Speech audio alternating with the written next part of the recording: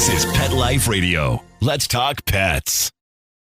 The views expressed by guests on this program do not necessarily represent the views of the host or owners of the Doggy Diva show and do not necessarily constitute endorsement of products. Medical information discussed by guests on this program are those of the guests and is only for informational purposes and should not replace medical advice by your local veterinarian professional. Hi, this is Susan Marie from the Doggy Diva show. This week, the importance of puppy training and what is an Iggy? You'll find out.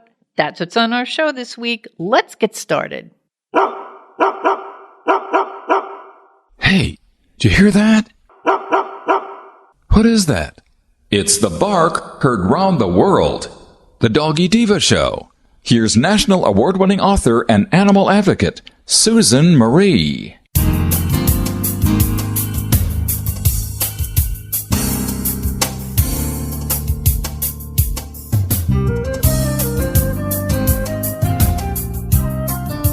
Hi, welcome to the Doggy Diva show, the show for animal lovers. I'm your host, Susan Marie, and as always, I'm joined by my canine co-hosts, the Doggy Divas themselves, Francesca, Coco, and our newest little diva, Miss Olive. Miss Olive is the cute little Italian Greyhound rescue in the picture with the microphone. Thank you for joining us today as we bring the experts in the pet and animal world right to you. Contact us at thedoggydiva.com. That's the DOGGYDIVA.com. We love hearing from you.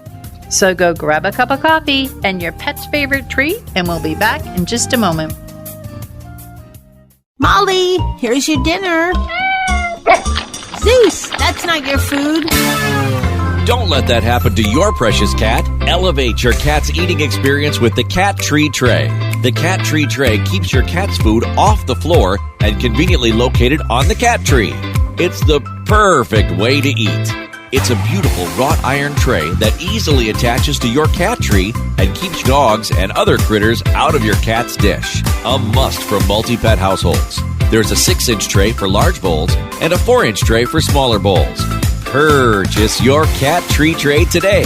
Go right now to cattreetray.com. That's cattreetray.com. CATTREETRAY.com. Let's Talk Pets on PetLifeRadio.com.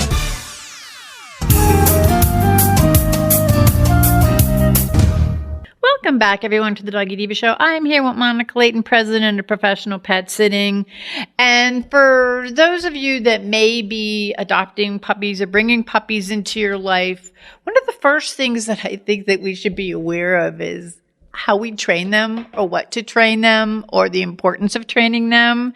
So, Monica, can you share with us like the importance of getting our puppies trained?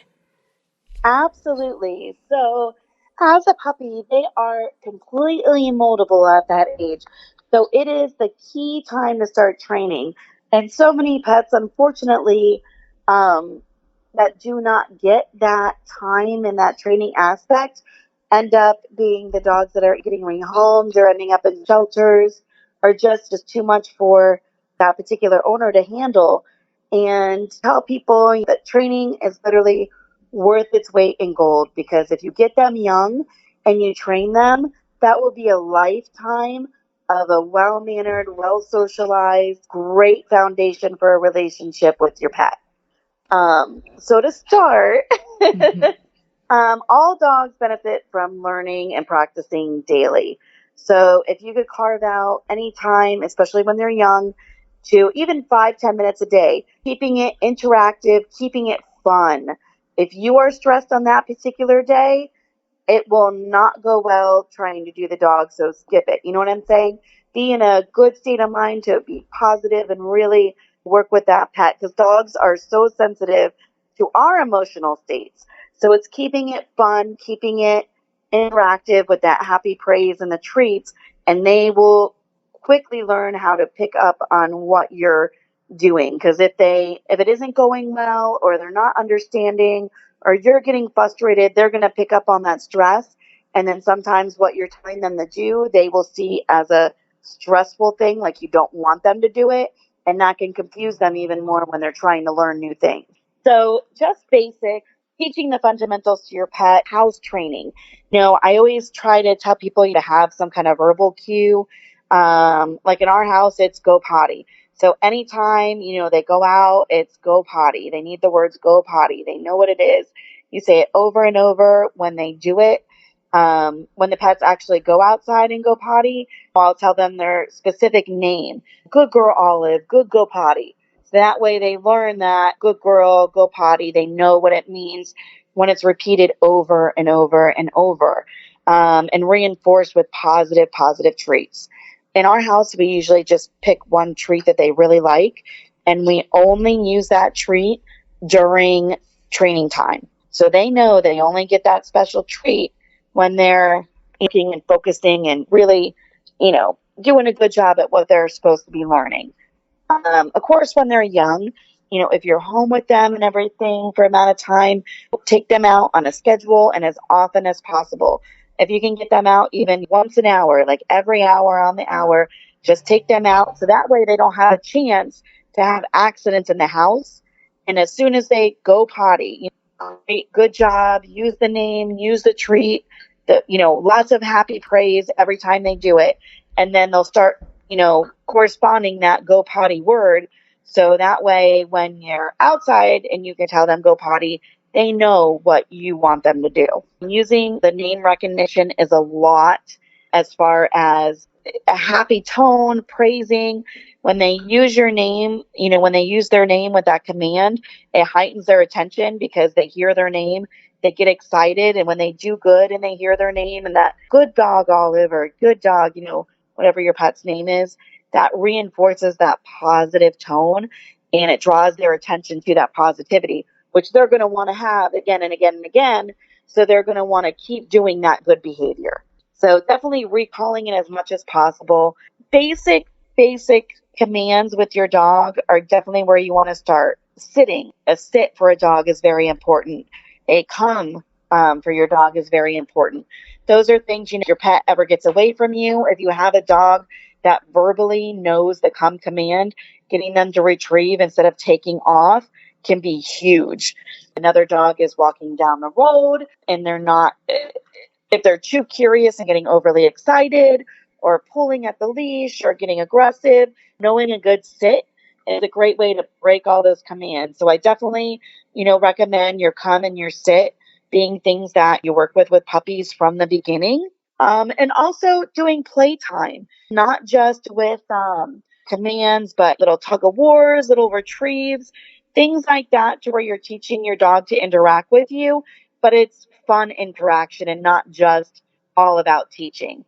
So if you incorporate, a little bit a day, even if it's 5-10 minutes at a time, all of those behaviors, and when you do them on a regular basis and stay consistent with it, you're going to have a very well-trained dog, a dog that you can bring to places and enjoy the outdoors with and have around people. And well-behaved dog just strengthens the relationship, that pet owner bond, so greatly that immensely grow your relationship in your household, that it will also, on a global scale, draw back the number of pets that are having to be put into rescues, unfortunately, due to behavioral issues that just simply weren't corrected as a puppy when they were moldable and trainable and receptive to that time and command. Monica, that's so important that you bring that up. One of the first dogs that I had as an adult, my own dog, not a family dog,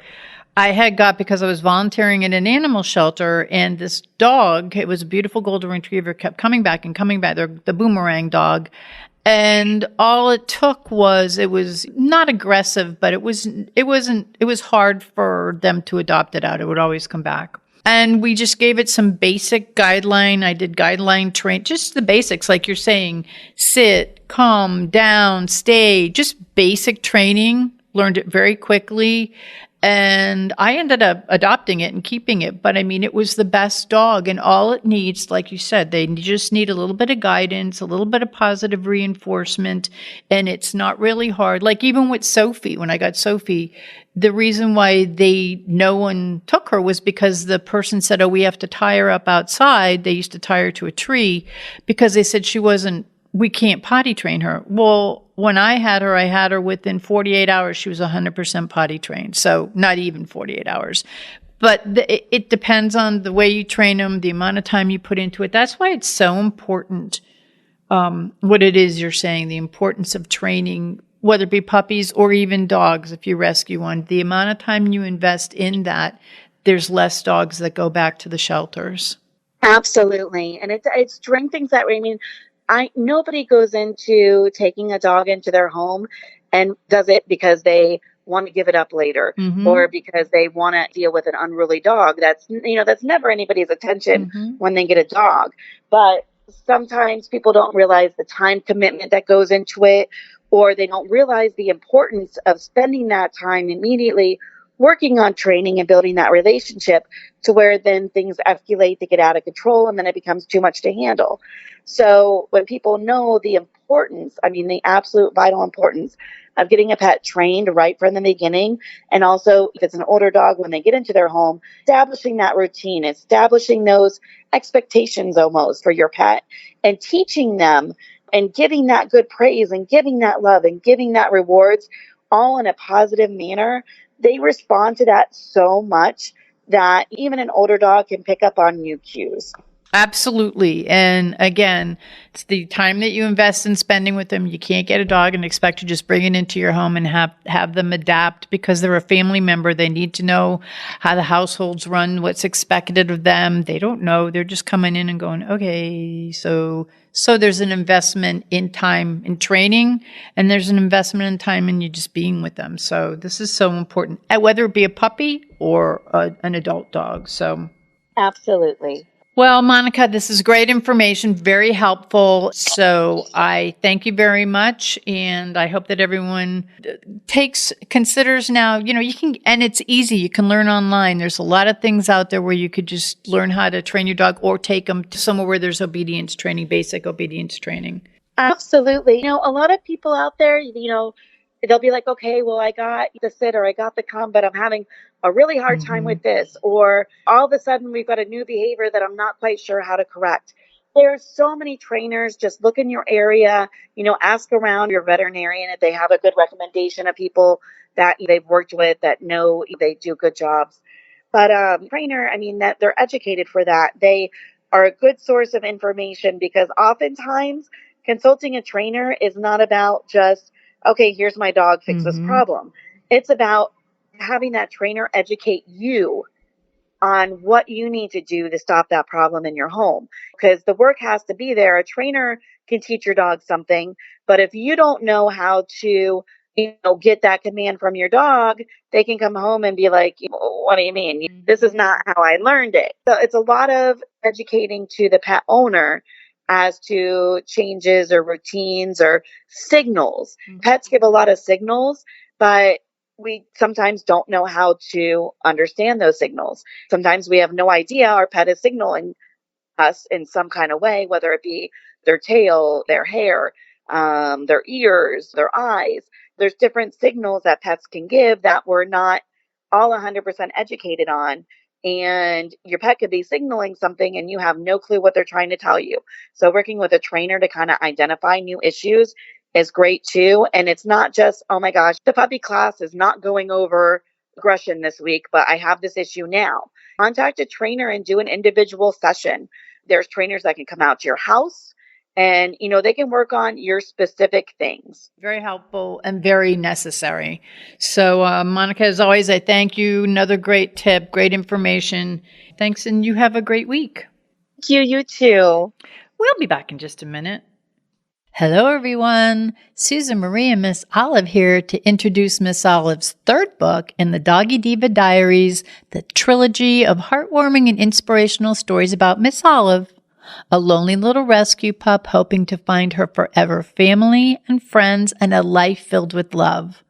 In the third book in the series, Miss Olive finds her forever winter wonderland.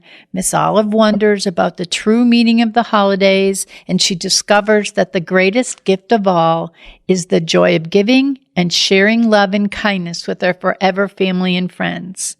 Miss Olive finds her forever winter wonderland is available at Amazon, Barnes & Noble, other book retailers, and on our website, thedoggydiva.com. Miss Olive and I are wishing you all a happy holiday season filled with kindness, joy, and love. Thank you, everyone. Coming up, do you know about Italian Greyhounds? We'll find out about them next. Stay with us. Take a bite out of your competition.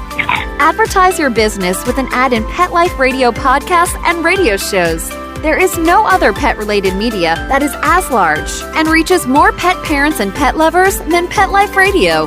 With over 7 million monthly listeners, Pet Life Radio podcasts are available on all major podcast platforms, and our live radio stream goes out to over 250 million subscribers on iHeartRadio, Odyssey, TuneIn, Stitcher, and other streaming apps. For more information on how you can advertise on the #1 pet podcast and radio network, visit PetLifeRadio.com/advertise today. Let's talk pets Let's talk pets on Pet Life Radio. Pet Life Radio. PetLifeRadio.com.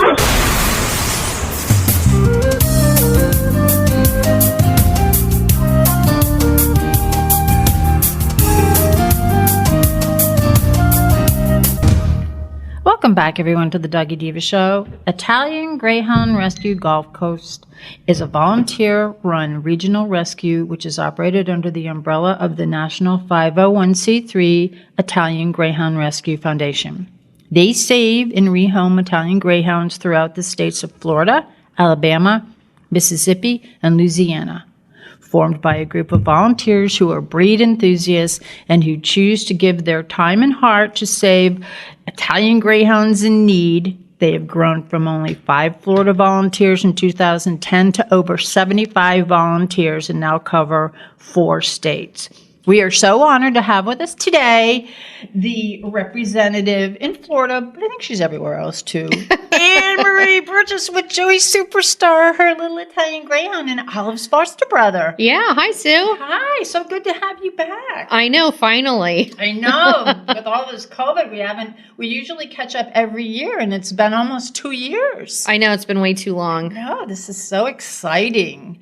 So for those of you, we have Annemarie on. We've had all of 6 years now. Yeah. And we have had you on for all 6 years, sometimes more than once. And of course, we didn't have on 6 years because we couldn't because of COVID.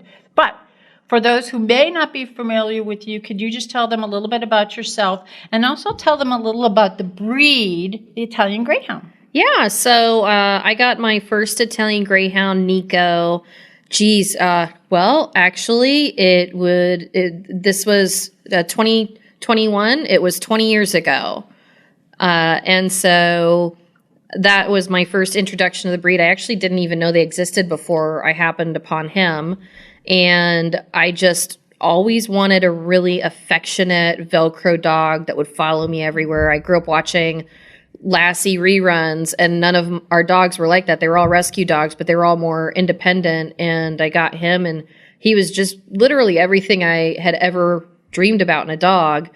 And then when I wanted to get my second Italian Greyhound, I adopted her from the rescue in Nebraska, also under the same 501c3 that we're under. And when I moved to Florida, I then started volunteering for the rescue because I was unemployed and had time on my hands. And eventually they asked me better thing to do. to run it. And these days I run the Italian Greyhound Rescue Gulf Coast. I'm over 4 states with 2 other absolutely amazing ladies. And we just split up all the work. And then we have just a great group of volunteers.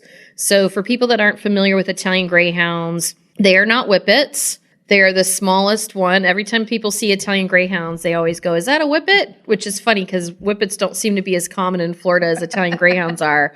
So they look just like a Greyhound, only they're very small. They're on average about 13 pounds, but they can really range anywhere from 9 pounds to 18.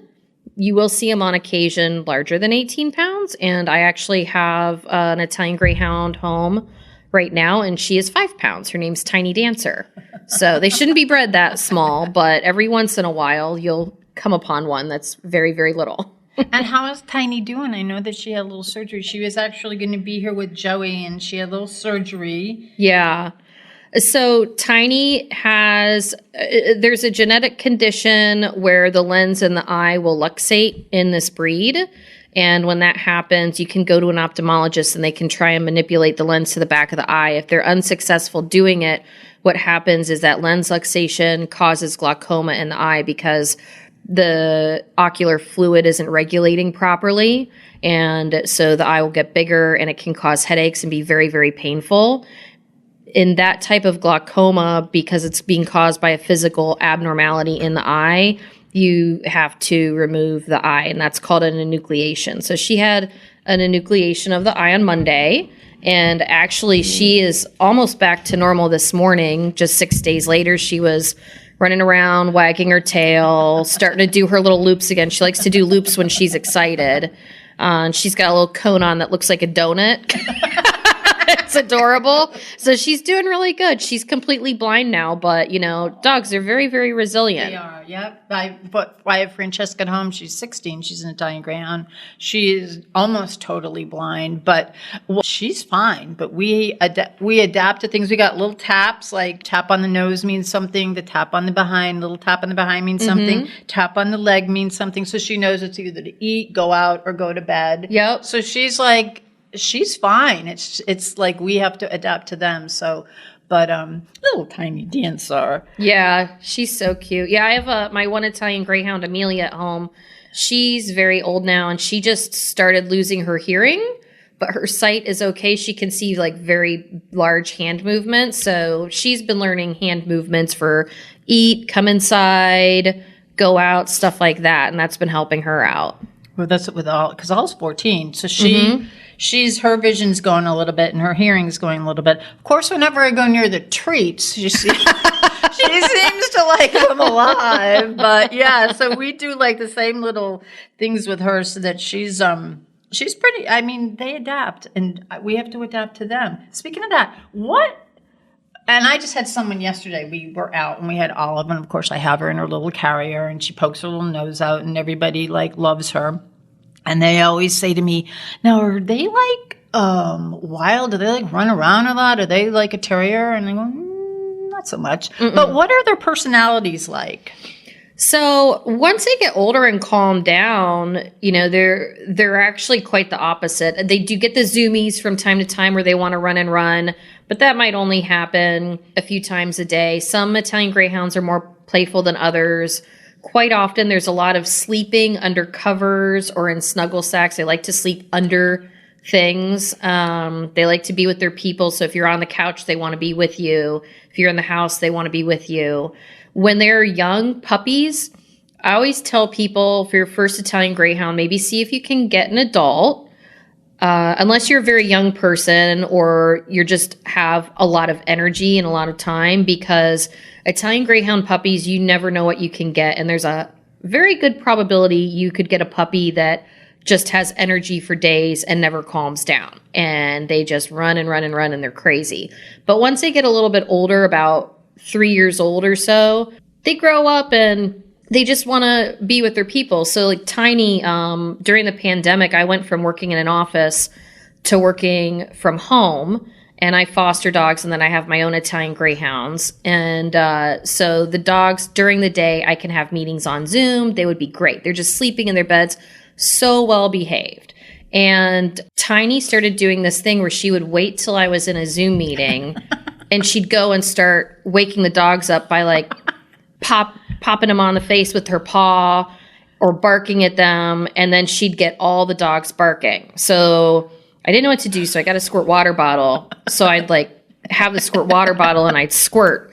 And that worked for probably a week. And then she figured out if she went to the back of the house and woke up the dogs in the back of the house, it was out of range.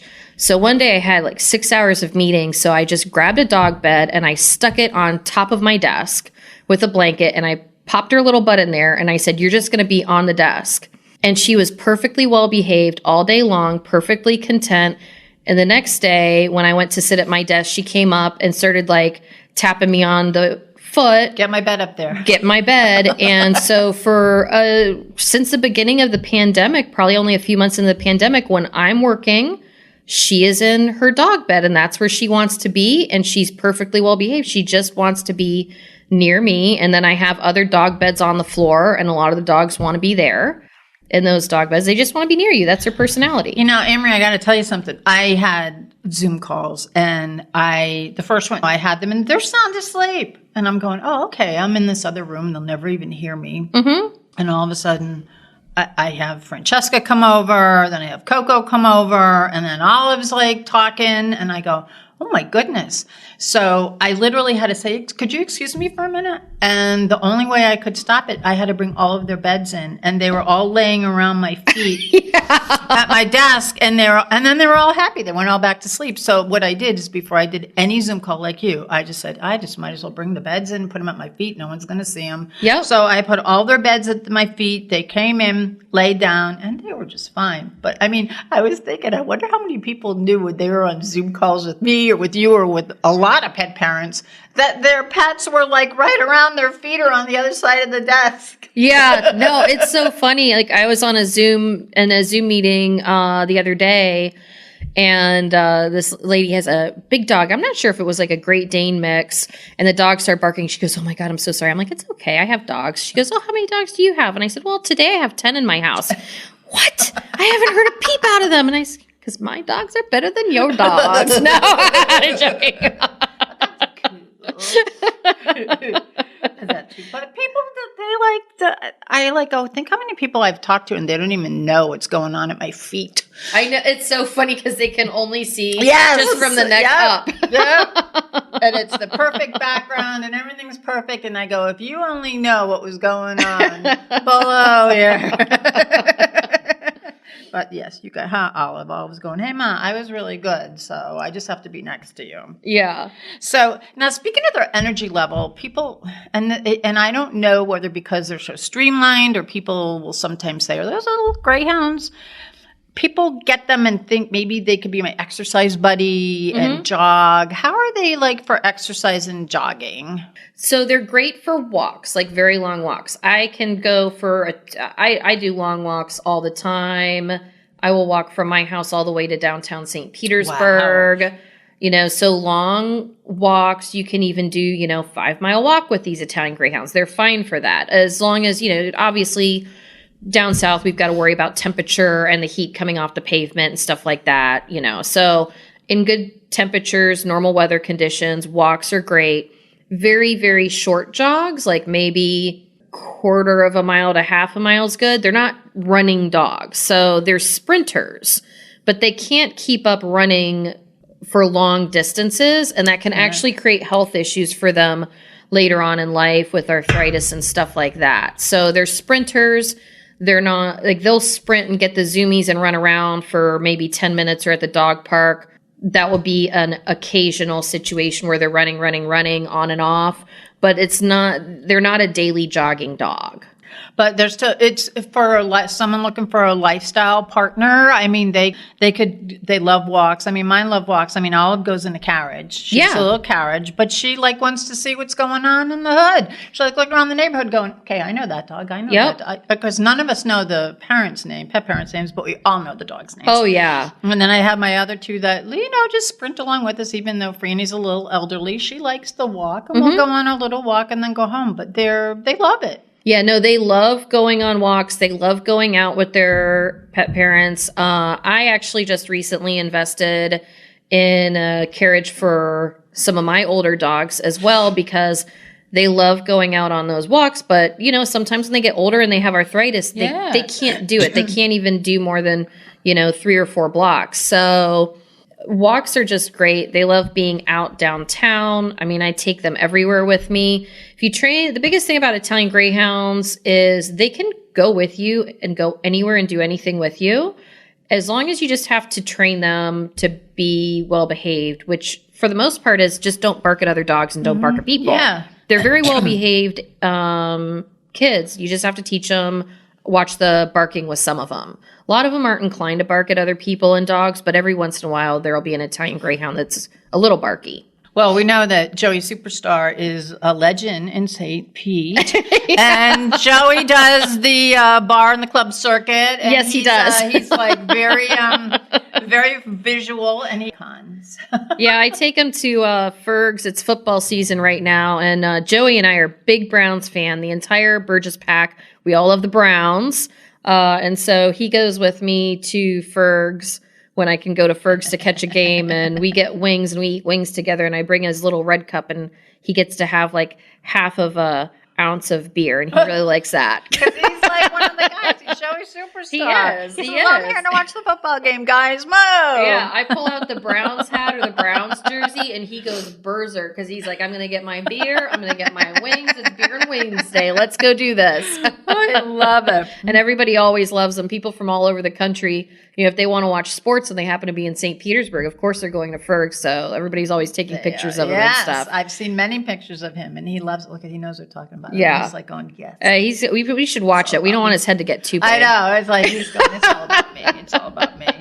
Now, what about their coats as far as like shedding, having them around the house? I mean, Olive is in a dress or some sort of article of clothing all the time. Yeah. But what about like shedding? Is there like a problem with that? No, Italian Greyhounds don't really shed.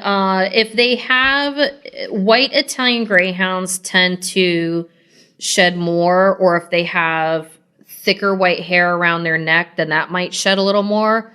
I actually my mom came to Nebraska to visit me once. My first Italian Greyhound, Nico, was a seal, so that's like a black color like Olive. And she was in my house, and she came and took me aside, and she said, Annemarie, I've got to talk to you. And I was like, what? And she's like, are you having a medical issue? Because I'm finding eyelashes in places, and I'm really concerned. She's like, let me look at your eyelashes. I just started laughing. I was like, that's Nico. I find like little tiny hairs, but they literally look like about the size of eyelashes. And then, you know, for northern listeners, Italian Greyhounds are actually pretty popular in Nebraska, where I moved from. And my one apartment alone, are just one little section of the apartment, 3 of us had Italian Greyhounds. God. Yeah, there was a set of Italian Greyhounds on each of the 3 floors. But it's just really about dressing them for the weather. Boots, thick jackets, fleece coat, and then also a thing called a snood is really important. Yes. And that is it kind of looks like a sock that's open on 2 ends, and you put it down over their head to keep their ears back, because they can get frostbite on their ears really badly. So we lived in New York. We had our 2 Greyhounds, and we had that. They had the jackets, the booties, and the the snood thing. The snood, yeah, because you had to keep their ears warm. Mm-hmm. So I don't know. Olive's going, I kind of like that I live in Florida. I know. Florida's way better for Italian Greyhounds. Well, we took her up to visit John's mom. We went to New York for 2 or 3 Christmases. And she had her big puff coat. I mean, she liked it. She thought she was cool. And when we were sitting in the airport, people were like going, oh my God, look at that little dog with her puffy jacket on. So it was like, but yeah, she kind of thought she was cool with it. But I think she kind of likes the warm weather. Joey, you'd look good in a puffy jacket. He goes, I know. I'd look good in anything. Yes. He's got his cubby's jacket. He also has a leather aviator jacket. It's faux leather, but we won't tell him that. Wow. Yeah. He loves the leather aviator jacket. He looks so cool. He's like kind of that. He's got that rock vibe going on all the time with him. He's like got that rocker dog vibe. Mm-hmm. Whereas Olive's always in florals and she looks at Joey and she goes, you're my rocker hero foster brother. Yep. So for those listeners who are looking to maybe adopt a Greyhound, what do you look for in potential Iggy pet parents? Really, it's just, do they have the time to spend with their dog? You know, some people think, well, I can't get a dog I can't get one if I don't have a yard. I can't get one if I'm in an apartment. I can't get one if I work a full-time job. You know, I mentioned earlier, I worked an office job at the office until the pandemic started. Now, luckily for me, I get to work from home forever, except for I have to go in for meetings on occasion. And a lot of people have been fortunate to end up in that situation. But before that, I had Italian Greyhounds for 18 years, and I always worked a full-time office job. It was really about making the time count when I was at home. That's why I've always, you know, if I'm out around downtown, 9 times out of 10, I have an Italian Greyhound with me because if I go out, I go places where I can take my dogs. And When I'm home, we're cuddling on the couch, we're playing, we wake up in the morning. I call it morning hugs and loves, where we hang out in bed for 10 and 15 minutes. I just pet them and we cuddle and play in bed and stuff like that. We do that at night. So really what I'm looking for in an Italian Greyhound owner is somebody that's what they want. They want a Velcro dog that's going to follow them around, and they want a companion, not somebody that's looking for an independent dog. If you want an independent dog, this is not the kind of dog for you, because they're probably going to end up having behavioral issues. Like, working class breed dogs have been bred for, possibly hundreds of years, some of them, to do a certain job. Italian Greyhounds have been bred for a few thousand years to be a companion. So if they end up in a home where they're not allowed to be on the couch, they're not allowed to be in the bed, they're, basically meant to be off to the side and not follow you around, that's when behavioral issues really start to happen, because they're frustrated because they feel like they can't do their job. And that's why, I've had so many breeds of dogs I've had since I was a child. We've always had animals in the house, and I have to tell you, my first Italian Greyhound was Sophia, and it was because we did Greyhound rescue. I got a call from another part of Florida, pretty far away, and they said, "We understand you do Greyhound rescue. Would you like to foster an Italian Greyhound?" And I said, "Sure." I wasn't familiar with Italian Greyhound. I'd seen them, but I wasn't really familiar. I never had one. And when I got Sophia, she was like an entirely different breed. I'm not going to say she was frail, because Sophie wasn't frail, but she was a little dog, and she had big dog mentality. I found that Olive's my fourth Italian Greyhound, and each of them have their own personality, but they are so good around my home. And you know me, I'm an Italian Greyhound. I'm a hound girl. Yeah. And and people go, "Well, don't you think that wouldn't want to leave them home?" I go, "No, my dogs are so good at home. They just snuggle in their bed, and they're like really cool. Of course, they love it when I'm home, and like you said, that you spend time with them. So anyone who's looking to be a little Iggy pet parent out there, if you have the time to spend with them and work with them and be that loving parent that they need, because they are, as Annemarie very nicely calls them, Velcro pets." Yes. And it's Chuck's laughing because he knows Olive's with me everywhere. So she comes with me everywhere. Now, I have my other dogs at home. They're happy to stay home. They watch the house. They have a job. But Olive, she's like, "No, you're not going out without me." I have people don't know my name. They go, "Oh, hi, Olive." People That's just how it is. At the stores, at the restaurants. They don't care about me. They care about her. "Hi, Olive." So that's, if you want a life like that, we've got the dog for you. So Italian Greyhound Rescue Gulf Coast is a nonprofit organization, and when listeners go to make donations... Yeah, so we're actually coming up on Christmas, which is Secret Santa. Our volunteer Megan runs that every year, actually for the National Rescue. So we have Italian Greyhounds all over the United States of America, where you can pick an Italian Greyhound, and each one will have wish lists. They're usually these fosters that are on this list, they are generally going to be very old fosters, or maybe terminal fosters that are hospice cases that are in the homes for forever. So their forever home is their foster home, but they're still under the rescue umbrella. So all their veterinary bills are paid for by the rescue. And outside of that, usually the foster parents cover food and other stuff. If we have special circumstances, sometimes we use donations directly to us to pay for that stuff. But check out our Facebook page, Italian Greyhound Rescue Gulf Coast, and our website, Italian Greyhound RescueGulfCoast.org, because that is where you can find all the information on how to donate money, how to donate to our normal Amazon wish list, and obviously participating in the Secret Santa, which is super fun. A lot of people, they'll actually wrap the gifts, so you'll get random boxes with gifts wrapped, and a lot of times we put stuff on there that the dogs need, like their favorite treats, or if they need a new bed or whatever it is. And it's a lot of fun for the public to participate in, and the senior hospice dogs that were given up that now are in their rescue forever home with a foster parent, it's great for them. So, I personally, I foster hospice dogs. It's one of the things that I've always done. So it's just pay attention to our social media and check out our webpage, and we've got all the information there for everybody. And anyone who wants to become a volunteer, where can they go? Yeah, so our website, once again, head to our website, and there is a volunteer application there. Also, we do have a short application. Transporters are really important to a rescue because I forgot all about that. I should mention that. So transporters, what we would really love right now are more transporters in Louisiana, Mississippi, and Alabama. Also transporters on kind of in between that, like Gainesville, Live Oak area. We need more people in Florida. And then any transporters on the East Coast running really from like Daytona down to South Florida.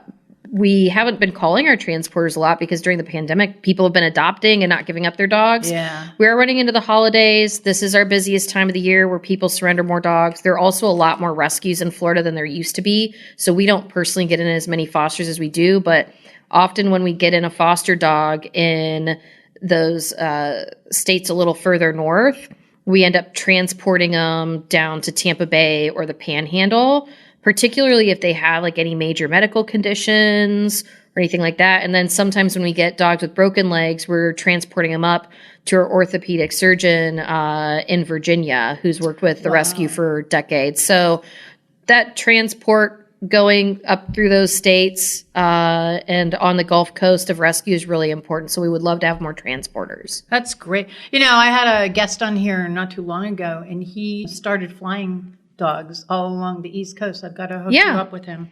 Yeah, no, we have a gentleman, I think he's based out of Louisiana, and he has flown for us, over the years, probably about like 8-10 times. Really great guy. But that is those transports where you have part of the transport as a flight and it's not the whole transport. Yeah. Those get a little bit sketchy, and it's quite a logistic nightmare because you have to have a plan B in case weather conditions don't allow for the flight to take off. Yeah, especially with going to all the different rescues, and he just deals with rescues, but it's he said there's a lot of logistics and pre-planning. It's not just like, hey, a flight available. And it's not to take animals to transport them personally just to go visit someone. No, it's rescues. It's rescues, yeah. And because someone who may be looked at in the north and they go, okay, I think a new set of eyes need to look at them and they'll move them down south, or they'll move them to Virginia or the Carolinas or something where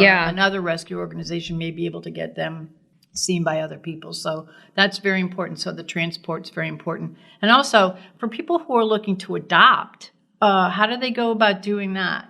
Just head to our website. We've got an entire online adoption application. This is what I like to tell people that are looking to adopt. If you want an Italian Greyhound that's under 3 years old, you could possibly be on our adoption list for 1 to 2 years. And some people will wait that long, and you will get a dog eventually. We'll ping you every once in a while and see if you're still waiting. But the more wide open you can be on your preferences, the more quickly you move up that wait list. The other thing that we'll do too, because we recognize that especially since the beginning of the pandemic and with all of these individual rescues people are running maybe out of their backyard and stuff, all breed stuff. Rescues used to transfer Italian Greyhounds to us all the time.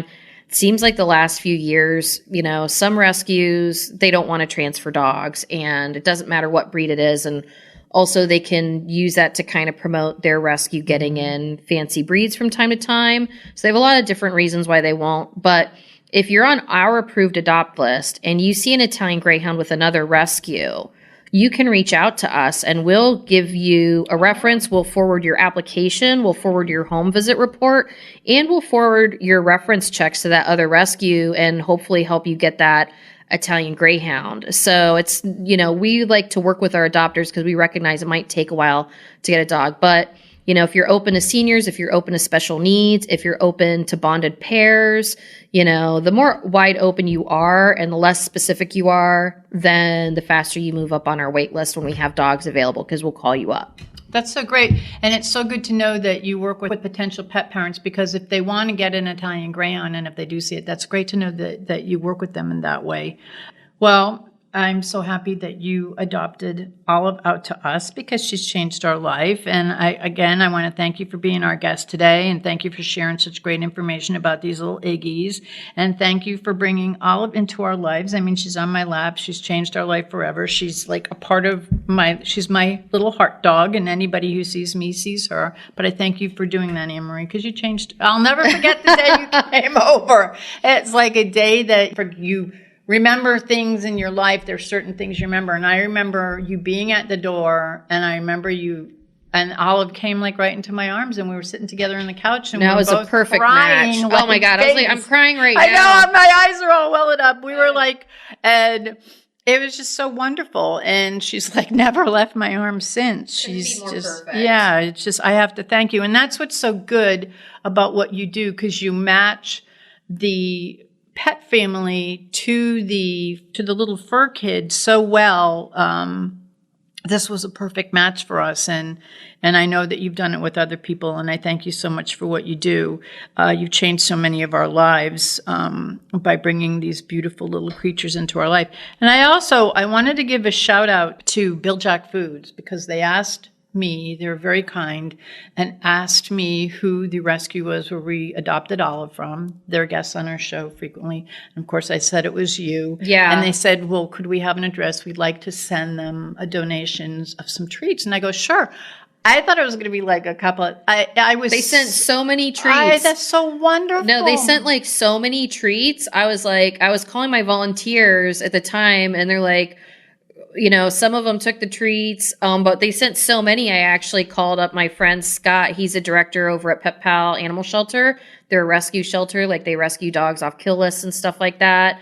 And I was like, do you want treats? And they had just ran out of training treats. Oh. So I split up. I took probably about 40% of the treats over to Pet Pal, my friends at Pet Pal, and they were so thrilled to help them. So Bill Jack actually helped out the IG Rescue and Pet Pal Animal Shelter. I told her that. I said, Annemarie is, and I remember Scott, so you do fundraisers with them too. You partner really well. Yeah, no, they're awesome. Yeah. If they get in Italian Greyhounds, they call me, and then sometimes we'll get in, we can't take Italian Greyhound mixes. We just don't have the capacity, and there's so many.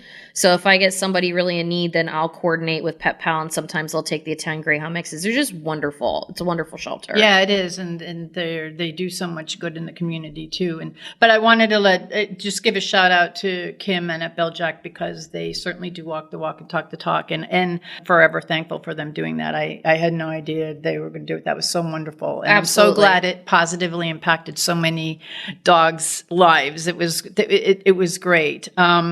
And another thing, speaking of impacting lives, we have my little friend Joey Superstar, Olive's foster brother. Yeah. And Olive's recent book, Miss Olive Finds Her Forever Winter Wonderland, was all about her learning about the real meaning of Christmas. And so she kind of pondered it, and she asked me in the book if I could have a couple of her friends come over. And of course, we had Joey come over, and we went and donated to a rescue a bunch of gifts and treats and stuff. So Joey, for those of you that have the book, or those of you that are going to buy the book, the little fawn-colored Italian Greyhound with the green scarf that says Joey, it's Joey Superstar. He's here in the studio with us today. Yes. Yes. So, and Olive just loves him. She adores him. So I just want to thank you so much for letting me have Joey be in the book too. I know that I had to get a bunch of pictures from you. And Rebecca did. I said, you got to take special care of Joey. He is a certified rock star.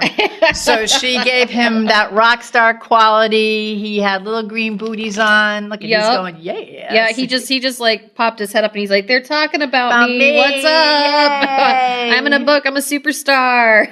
He is. He is. Look at, he's like, going, give me the mic. I want to talk. You're not as famous as Miss Olive, but you know, you're in the posse. You're in the posse. You're a whole other, you're a rock star, dude. Huh? Olive's like going, that's my brother, Joey. Oh no, Joey's in the entourage. He's in the entourage. The Olive entourage. You're such a good girl. Well, before we go, is there anything you'd like to share with the listeners that we may not have got? I mean, what you do is phenomenal. All of you at Italian Greyhound Rescue in Gulf Coast, everything that you do, and all of the things that you do to help bring attention and share knowledge for Italian Greyhounds. I think it's wonderful. So is there anything else you'd like to share with us before we go? You know what? We know a lot of people are going back to work. So I would say if you're kind of struggling with that, with your Italian Greyhound, you can reach out to a rescue and ask for me to give you a call. I'm happy to provide you with some counseling on how to navigate that process. Also, we're coming into our busiest time of the year for surrenders. People are going on vacation for the holidays and they're going to give their dogs up, unfortunately, some people that do that. And so just want to give a shout out to our amazing volunteers, our transporters, Heather and Megan, and everybody that's going to be working hard these holidays to help save these kids. So thank you to all of us. Like I just do a small part, and by everybody doing their own part, we make it happen. So we've got the best volunteers. So thank you to all of our volunteers in advance. And that's on behalf of the Iggies everywhere, Joey Superstar and Olive, say thank you, Annemarie, and all the volunteers and everyone at Italian Greyhound Rescue Gulf Coast. Olive's going, yeah, that's quite a lot to say, Mom. So thank you so much, and we wish you and Joey and all of the Iggies a very happy holiday. Thank you. You too. And we will be back in just a minute.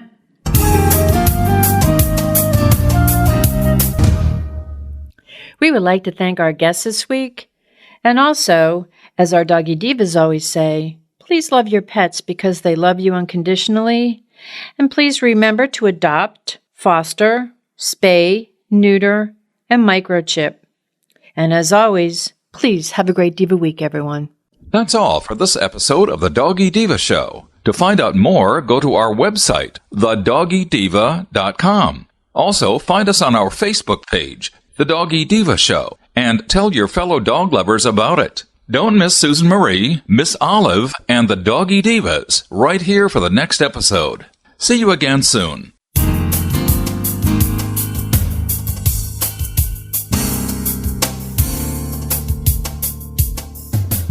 Let's Talk Pets, every week on demand, only on PetLifeRadio.com.